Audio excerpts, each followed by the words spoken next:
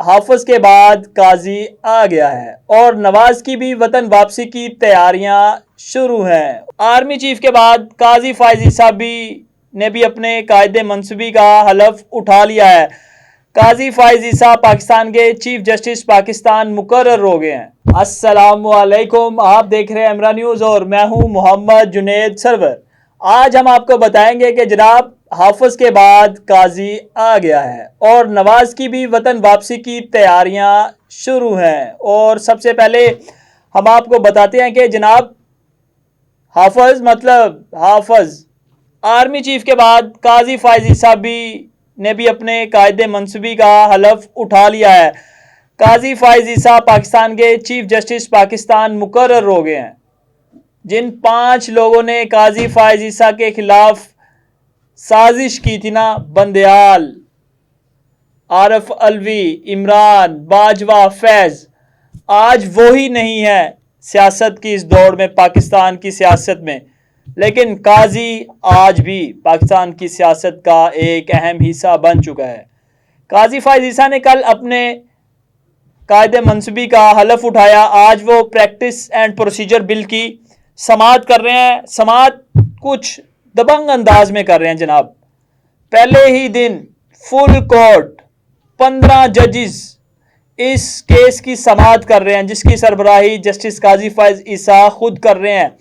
जबकि इसके साथ साथ ये कार्रवाई बराह रास्त टीवी पर नशर की जा रही है। पाकिस्तान की तारीख में जनाब बड़ा अहम केस, पहला ही केस, तगड़ा केस।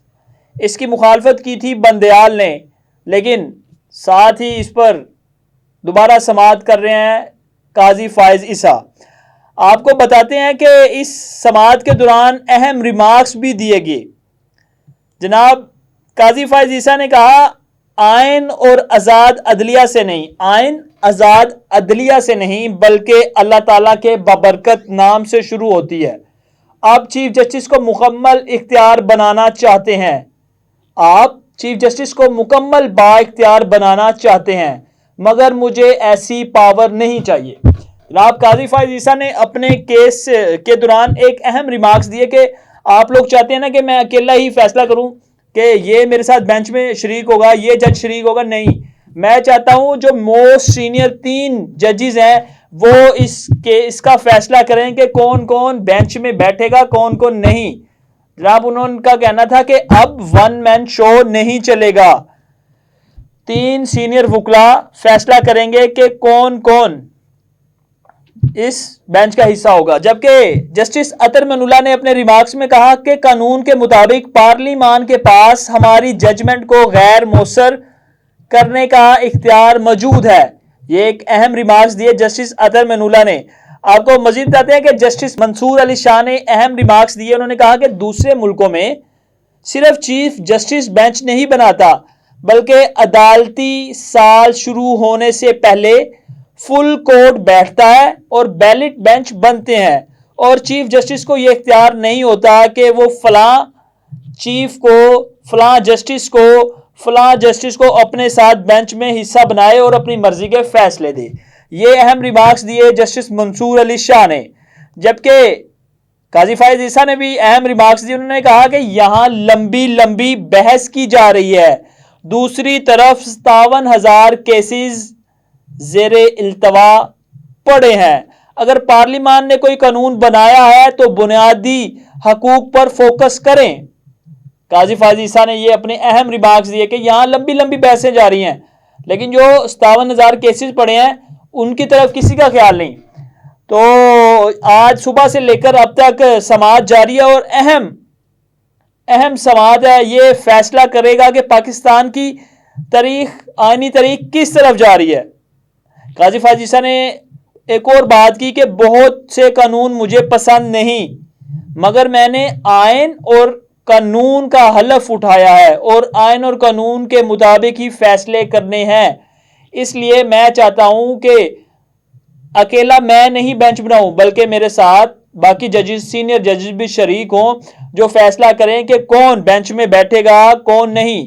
काजी फायज ईसा ने रिकॉर्ड एक्ट मंसूबा था ना, जिसके अंदर पाकिस्तान को 6 अरब और 15 करोड़ का जुर्माना हुआ था उसका भी मंसूबा दिया, मंसूबा कह रहा हूं, उसका भी अपने केस में जिक्र किया कि वो फलां केस था, वो भी इसी वजह से हुआ था कि एक जज ने केस सुना था और बाकी ने नहीं। उन्होंने कहा वो नुकसान सुप्रीम कोर्ट का नहीं, पूरे मुल्क का हुआ था।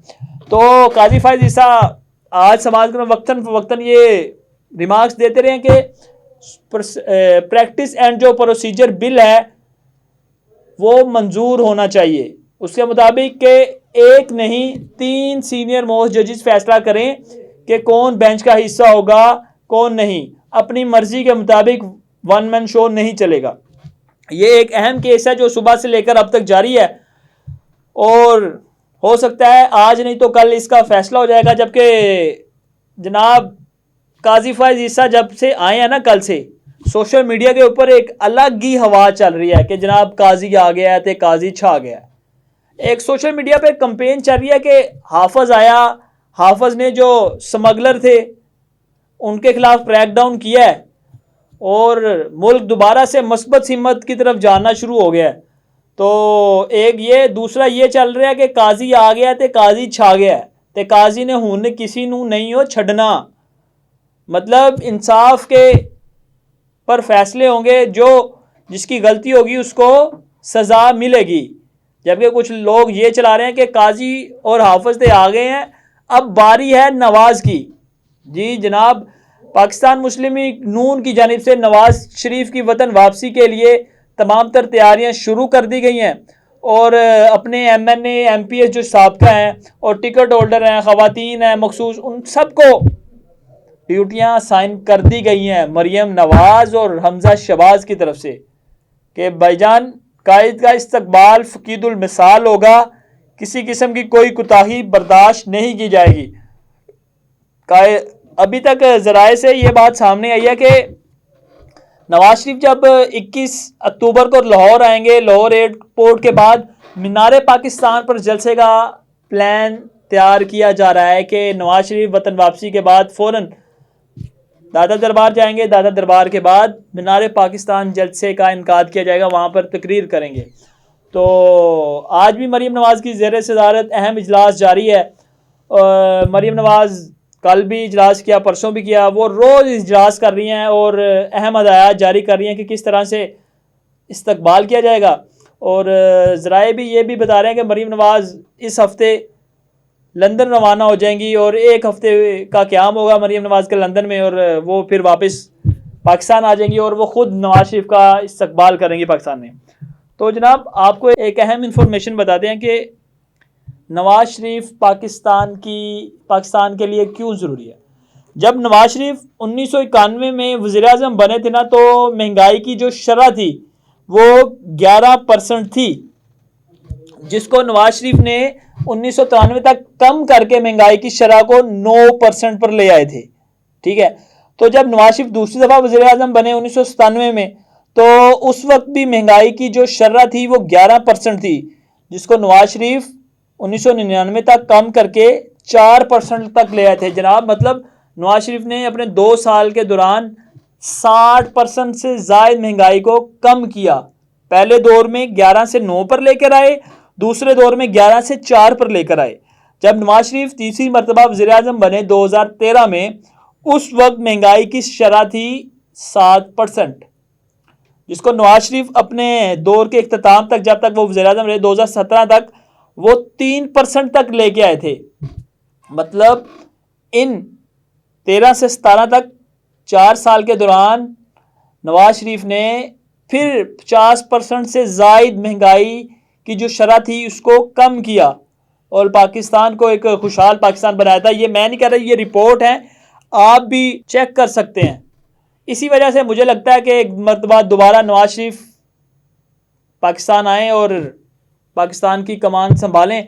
ये था आज का व्लॉग। इस तरह की खबरों के लिए आप देखते रहिए हमरा न्यूज़ और मुझे दीजिए इजाज़त। अल्लाह हाफिज़।